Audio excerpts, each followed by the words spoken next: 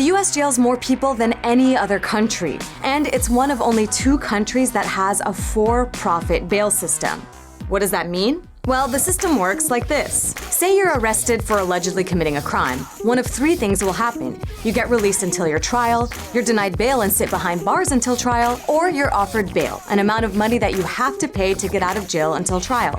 It's like the court's insurance policy that you don't skip town. Once you show up to trial, you get that money back. Paying bail allows you to go back to your kids, your job, while awaiting trial.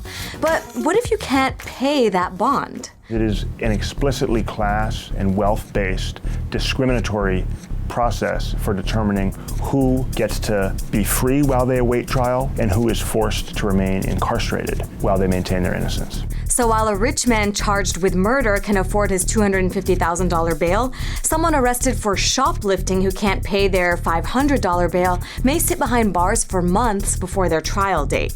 At any given time in the US, there are nearly 450,000 people locked up awaiting trial, including both those denied bail and those unable to pay.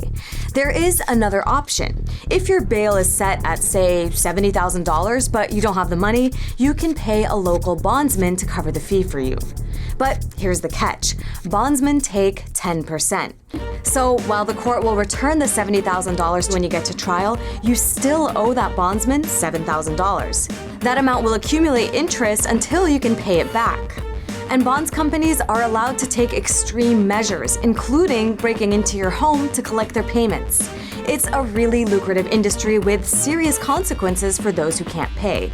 I was arguing a motion to get one of my clients out of jail. The bail was set at $100,000, well above his ability to pay. Because he couldn't pay the bail, and because the judge refused to release him without bail, he pled guilty. Pleading guilty can get you a plea bargain down to a penalty of, say, community service. While the offense would be on your record, guilty or not, you wouldn't necessarily have to do time. Because doing time is the last thing you want. In jail, you risk not just losing your job and relationships, but also the possibility of sexual assault, physical violence, and contracting a contagious disease.